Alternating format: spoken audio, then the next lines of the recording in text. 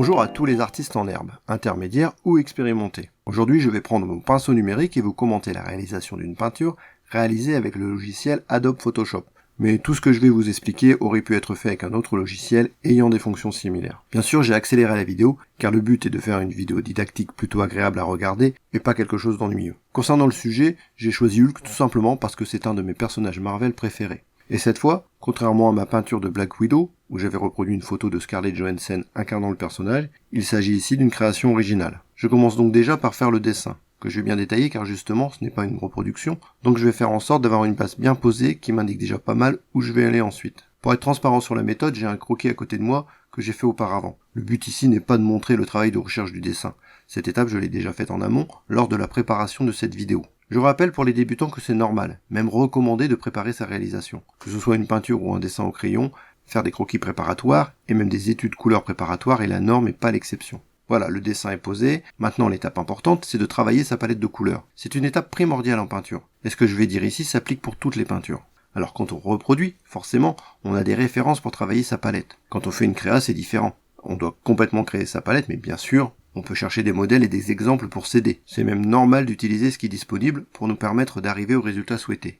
Donc je commence par poser une base de vert. On peut voir que je ne prends pas un vert saturé, ce serait compliqué à gérer ensuite. Je pars sur un vert plus neutre qui sera plus simple à travailler. Ensuite, il faut décliner ce vert. Je dois d'un côté préparer ce vert pour quand il s'assombrit et de l'autre pour quand il s'éclaircit. Pour ne pas être trop compliqué, je vais rester sur une palette plutôt restreinte, c'est-à-dire que je vais limiter les teintes utilisées volontairement. C'est très courant en peinture. Dans la réalité, on peut avoir des interactions de couleurs très complexes. Mais pour résumer, disons que de ne pas prendre trop de teintes facilite la réalisation et l'obtention d'un rendu équilibré entre ces teintes. Donc on peut voir, enfin j'espère, qu'en partant dans le sombre, je n'ai pas simplement noirci ma teinte, mais je l'ai grisée. Si l'on noircit directement, ça ne fonctionne pas. Une teinte doit se désaturer en recevant moins de lumière. Pour le côté lumière, je blanchis simplement, mais sans aller jusqu'au blanc pur.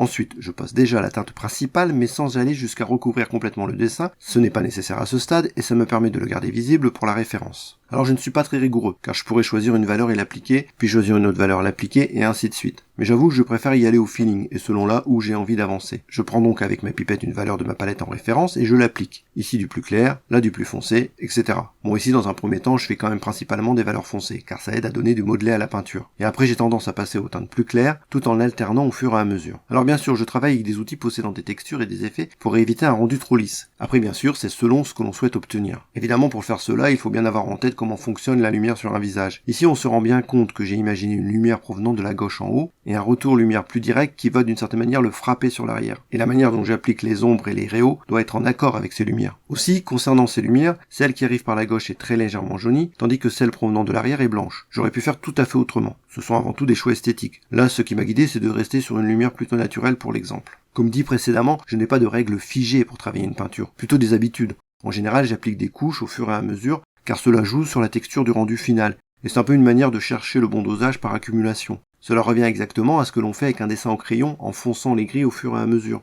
Forcément, c'est plus souple avec une peinture numérique, d'autant plus que l'on peut continuellement corriger, et que l'on peut travailler foncé sur clair et clair sur foncé sans aucune restriction. Alors qu'avec d'autres techniques, cela peut se révéler compliqué de vouloir faire ainsi. J'ai failli oublier, mais il y a quand même une façon de faire importante et que j'applique. C'est de travailler l'ensemble et de ne rentrer dans les détails qu'au fur et à mesure. Et il ne faut surtout pas s'amuser par exemple à dessiner les détails de l'œil alors que le visage est à peine entamé, en général, car il y a toujours des exceptions. Il faut partir de l'ensemble au fur et à mesure pour arriver aux détails. Alors bien sûr, cela, ça vaut surtout pour une création. Quand vous reproduisez, vous pouvez directement commencer les détails. Bon, parfois, on peut se concentrer sur certaines zones, mais attention quand même à toujours garder la notion d'ensemble. Construire un visage de la sorte, c'est avant tout le modeler avec la lumière. Il faut avant tout voir sa palette en termes de valeur. Il faut continuellement imaginer la manière dont la lumière agit sur les différentes parties du visage. Là où la lumière frappe fortement, je vais prendre une teinte très claire. Là où la lumière est plus indirecte, une teinte moins claire. Et au fur et à mesure que l'on travaille sur des parties du visage moins touchées par la lumière, voire très peu touchées par la lumière, je vais prendre une teinte de plus en plus sombre. Tout ce que j'ai dit là, bien sûr, ça apprend avant tout en dessinant beaucoup de visages, à la fois en reproduisant des visages observés et en créant complètement, et pas avec des dessins au trait, mais en faisant des dessins avec des valeurs de gris afin de maîtriser cette sculpture par le dessin. Là, je rajoute une petite teinte marron pour donner des petites touches de teinte sur la peau de Hulk, car une peau uniteinte risque de faire un peu trop artificielle. À ce stade, je mets un fond car cela va m'aider à bien évaluer les valeurs pour le rendu général, même si bien sûr ce fond va évoluer ensuite. J'ai pour l'instant choisi une teinte plutôt désaturée qui fasse bien ressortir le vert, avec une valeur générale plutôt neutre. ou si vous préférez qu'il renvoie de la lumière ni trop ni trop peu, comme pour paraître effacé car il n'y a aucun intérêt à ce que le fond gêne la visibilité du visage, bien au contraire. À ce stade, j'ai un décalage d'avancement entre le visage et le reste de la peinture. Si je n'avais pas cadré aussi près du visage, si par exemple j'avais montré tout le haut de la poitrine, j'aurais certainement fait plus attention à cela. Ici, la présence importante du visage fait que j'ai eu tendance à m'attarder plus dessus. Mais heureusement, dans ce cas, ça ne va pas être difficile d'accorder l'ensemble. Je vais m'attarder un peu sur les yeux. C'est forcément quelque chose de très important en regard. Il faut vraiment bien travailler les yeux. Il faut réussir à leur donner de la vie. Ce qui n'est d'ailleurs pas encore le cas pour l'instant. Parce que justement, je ne suis pas encore arrivé à ce stade de détail sur le visage. Cela arrivera bien sûr en son temps. Ici, je sélectionne mon personnage. Puis je prends parmi tous mes réglages de pinceau virtuel celui qui reproduit un effet de type aérographe afin d'appliquer sur des grandes zones des couches d'une teinte. Ici, en l'occurrence, c'est pour assombrir plus globalement certaines zones du visage. Maintenant, la bouche. Plus précisément, les gencives et les dents. L'erreur serait de vouloir travailler sur une base de blanc pour les dents. Je reste sur du vert jaune clair pour le plus lumineux, mais surtout pas un blanc neutre. Cela donnerait l'impression que les dents ne vont pas avec le reste. C'est un des écueils que l'on peut avoir facilement quand on peint. Avoir cette impression que les éléments ne vont pas ensemble, et cela peut être à cause d'un mauvais mariage de teintes. Autre chose importante, c'est que l'ensemble des dents donne bien l'impression d'être dans sa bouche. C'est pour cela qu'ensuite j'applique globalement des zones plus sombres pour englober une partie des dents dans l'ombre. Une autre phase où je fais une série de retouches ici et là. C'est d'une certaine manière un balayage du dessin, et à chaque endroit où je perçois quelque chose à faire progresser, je m'y attarde. On peut voir que j'ai un peu modifié ma palette. C'est assez habituel de faire ainsi. Au fur et à mesure de la progression sur une peinture, certaines nuances vont devenir nécessaires. C'est comme un enrichissement progressif de la palette, qui comme ici peut être assez subtil. Ce sont vraiment de légères différences de teinte. Mais pour autant que l'on juge cela utile, il n'y a pas de raison d'hésiter. D'une certaine manière, on peut dire que nécessité fait loi. Je vais maintenant avancer un peu sur le cou et son trapèze droit. Je modèle d'abord vraiment très globalement les formes, ce qui de toute manière est assez logique puisque ce sont de grosses masses musculaires. Forcément, comme tout son côté gauche est plus dans l'ombre que son côté droit, j'utilise des teintes plutôt situées sur la droite de ma palette. Retour sur le regard. J'avance non seulement sur les yeux, mais aussi sur tout ce qui se trouve autour car ceci permet de travailler l'expression, ce qui bien sûr est très important. Souvent, il suffit d'accentuer un pli, un retombé de paupières, etc. pour changer une expression, pour l'améliorer ou au contraire la rendre moins intéressante. Je mets également des petits points de lumière dans les yeux, ce qui en général donne de la vie à un personnage. Je vais revenir sur les ensembles cou-épaule.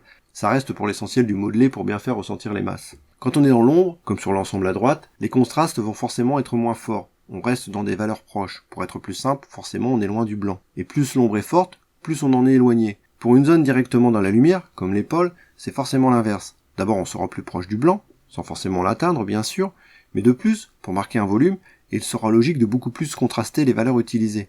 Tout en s'accordant bien sûr sur les tonalités de l'ensemble de notre création. Si toute notre peinture est plutôt douce dans sa lumière, et que l'on contraste très fortement une zone, sans que ce qui est représenté ne le justifie, cela risque de mal s'accorder. Ici on peut voir que je suis un peu reparti en arrière dans l'historique. Ça arrive forcément parfois, c'est bien sûr normal. À ce stade, je me dis que je devrais avoir une nuance un peu plus jaune pour mon vert clair. Et je décide donc de rajouter un jaune désaturé que je mélange avec mes teintes déjà présentes, afin d'avoir un nouvel échantillon de teintes. Donc un peu plus jaune que ce que j'avais auparavant utilisé. Pour travailler plus en détail les yeux, j'agrandis un peu l'image et je pose des teintes un peu plus vives pour donner un peu d'éclat dans les yeux. En général, pour les yeux, j'aime bien faire des superpositions de différentes teintes.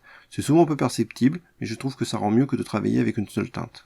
Il est temps d'avancer sur les cheveux. Ce qui me guide, c'est d'aller vers une texture et des effets qui ne donnent pas quelque chose de rigide. Et d'un autre côté, j'essaye de suggérer un peu les détails, que l'on devine que c'est un ensemble de petits éléments. Mais pas au point que cela gêne l'aspect général. Ici, ce qui est important, c'est de garder le dégradé partant de la gauche vers la droite, et le fort contraste à l'arrière avec le retour lumière. Je peux tout à fait suggérer des mèches de cheveux, mais juste ce qu'il faut pour ne pas se désaccorder avec l'ensemble. Je vais maintenant m'attarder un peu sur les détails autour des yeux. C'est un ensemble de petits reliefs délicats à rendre. Peut-être parmi les éléments les plus difficiles à rendre sur ce visage. Surtout que ce n'est pas qu'une question de rendu de la texture de la peau, car comme déjà dit, c'est une zone qui a une certaine importance dans l'expression du visage. J'essaye donc de trouver la lumière et la forme qui fonctionnent le mieux, et c'est pour cela qu'il ne faut pas hésiter à recommencer si on le juge nécessaire. À ce stade, j'ai bien évolué sur une bonne partie de ma peinture, mais il y a particulièrement l'ensemble cou trapèze pectoral sur sa droite qui est encore peu avancé. J'y pose quelques coups de pinceau pour commencer à progresser sur cet ensemble. Puis je viens peaufiner le menton et certains détails de la bouche sur toute la zone à gauche. À ce stade, je me concentre forcément de plus en plus sur des zones précises. Il faut donc faire attention à ne pas oublier de rester cohérent avec l'ensemble de la peinture. Pour cela, il faut continuellement penser à prendre du recul. C'est avant tout une question d'habitude, de pratique.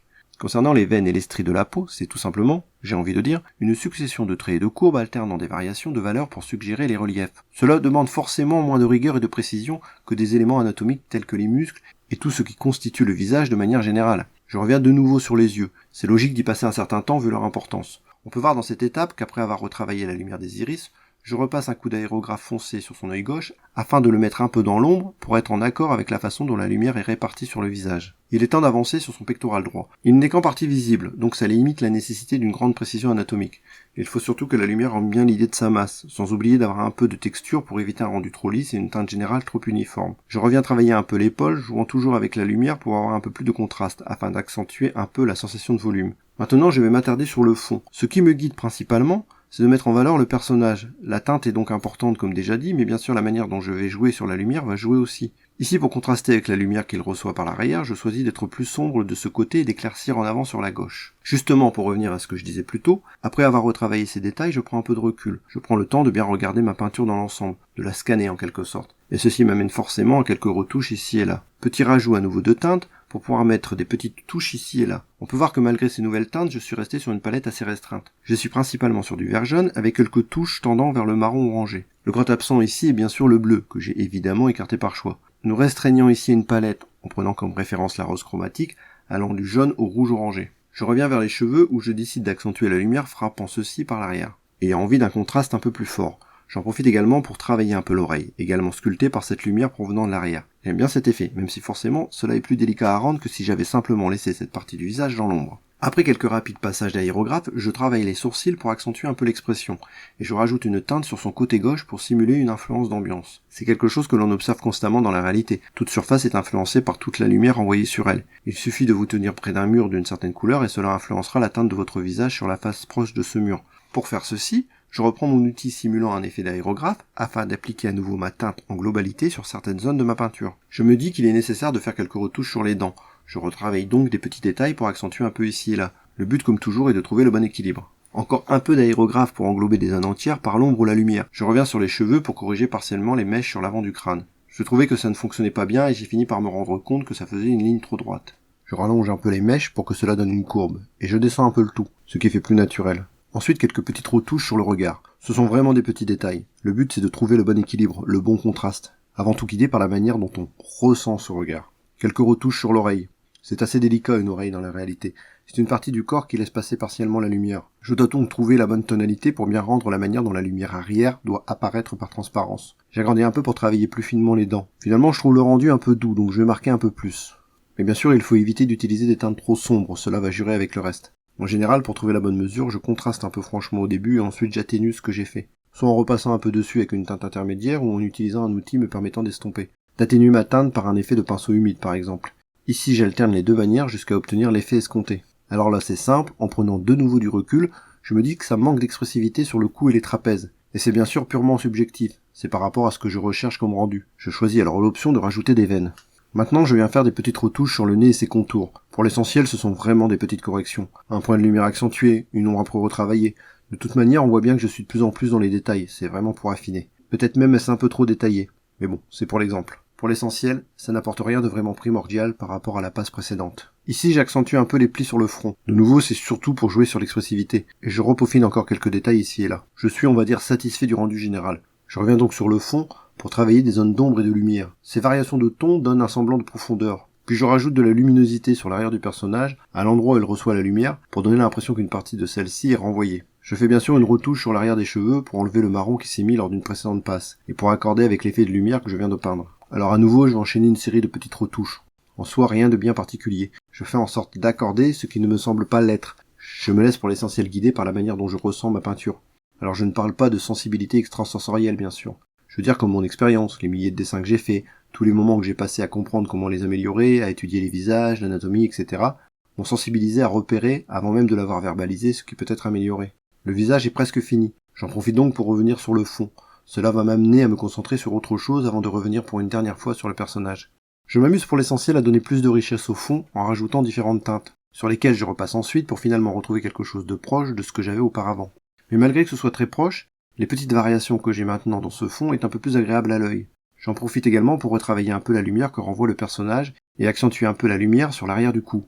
Je réaccentue également un peu la lumière sur la gauche. Puis je retravaille également un peu la lumière sur l'avant des cheveux. Je reviens sur l'avant-plan pour appliquer encore quelques finitions. J'enchaîne ainsi les dernières modifications sur diverses parties du personnage. C'est le moment d'aborder un sujet important. À quel moment considère-t-on qu'une création est terminée? Vous imaginez bien qu'il n'y a aucune règle. C'est à chacun, par habitude, par expérience, par sensibilité, de déterminer quand il considère qu'il est arrivé où il voulait avec sa création. Et cela s'acquiert surtout avec le temps, la pratique.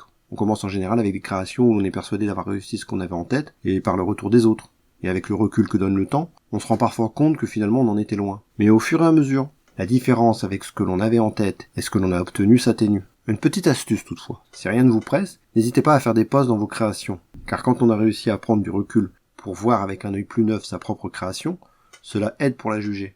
Et on peut se rendre compte par exemple que finalement on est très proche de ce que l'on voulait obtenir, alors que quand on était plongé dedans, on pouvait être persuadé que l'on en était encore loin. Finalement, je trouve que la lumière sur la gauche est un peu forte, elle fait comme une présence parasite, alors je l'atténue pour éviter qu'elle gêne la perception du personnage, qui est l'élément vraiment important. Et voilà, je vais en finir ici. J'espère avant tout que mes commentaires vous aideront dans vos propres créations. Et si vous avez des questions, surtout n'hésitez pas, je ne peux que vous inciter à commenter, et bien sûr à liker et à vous abonner pour ne pas rater les prochaines vidéos. Dessinez bien, peignez bien, et à la prochaine. Ciao!